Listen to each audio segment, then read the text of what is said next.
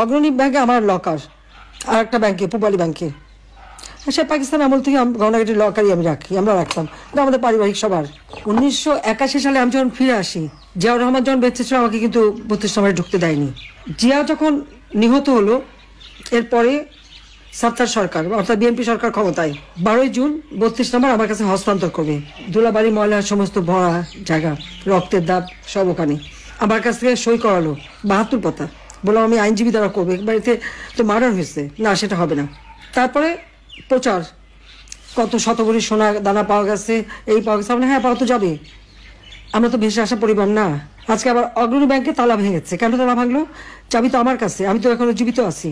আমি যেখানে এখনো জীবিত আছি আর মামলায় কেবল একটা রায় দিয়েছে, রায়ের সব ধাপ তো শেষও হয়নি, তার আগে কেন হাত দেবে? এটা তো ডক্টর মোহাম্মদ ইউনূসের ব্যাংক ডাকাতি, সে লোক দিয়ে ব্যাংক ডাকাতি করছে, সেখান থেকে সব সোনা দানা বের করে এত ভরি, আমরা হ্যাঁ ভরি তো থাকবেই। সেখানে আমার দাদি, নানি, আমার মা, কামালের বিয়ে হয়েছে, কামালের বউয়ের গহনা, জামালের বউয়ের গহনা, এমনকি পুতুলের বিয়ের পরে তার কিছু গহনা সবই তো ওখানে রাখা ছিল। আমাদের তো ছিল গহনা, আমরা তো অস্বীকার করি না, কিন্তু লকার ভেঙে সেগুলো বের করে এখন দেখানো, মানে তাদের কথা ভাবখানার জন্য প্রধানমন্ত্রী হওয়ার পরে আমি সব ওখানে রেখেছি।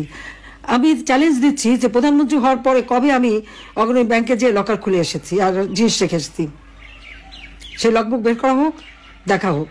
আমার তো মনে পড়ে না যে আমি 96 সালে প্রধানমন্ত্রী হয়েছে প্রথম, সেই 96 সাল থেকে এ পর্যন্ত কোনোদিন অগ্রণী ব্যাংকে আমি যাইও নি, লকারও খুলিনি, কারণ এগুলি পারিবারিকভাবে যা ছিল সব আমি রেখে দিয়েছিলাম ওইভাবেই। আমার 2টা লকার ওখানে রাখা আছে, সেখানে যে জিনিসগুলি এই যারা আমার বাবাকে হত্যার পর এই বাড়ির সমস্ত জিনিস তারা একটা ইনভেন্টরি লিস্ট তৈরি করে, ওই লিস্টে যেগুলি তারা ভ্যালুয়েবল জিনিস মনে করেছে সেগুলি সব সিল করে বাক্স আমাকে দিয়ে দিয়েছিল। তো আমি সে কোথায় যাবো, বাড়ি নাই, ঘর নাই, তো কিচ্ছু নাই থাকার। আমি লকার ভাড়া নিই, সেই লকারে যে সব কিছু ওইভাবেই রেখে আসি। তারা আমাদের ঘর বাড়ি যা ছিল সব তো লুটপাট করে নিয়েছি।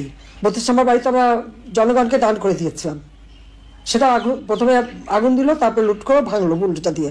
অজয় সাহেবের একটা বাসা সুধা সদন, সেটাও লুট করলো, সেখানে আমাদের হ্যাঁ সেখানে আমার অনেক গহনাগাটি ছিল, আমাদের সবারই ছিল, সেগুলো লুটপাট, কাগজপত্র যা কিছু ছিল সব শেষ।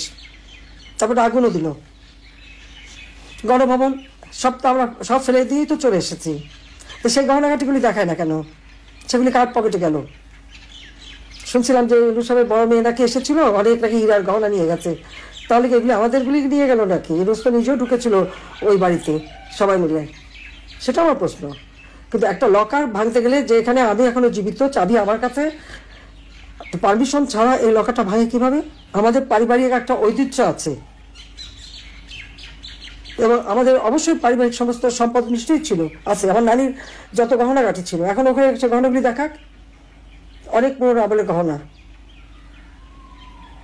এখন শুরু করছে যে ওখান থেকে নাকি সব নাকি ওখানে রেখে আসছি।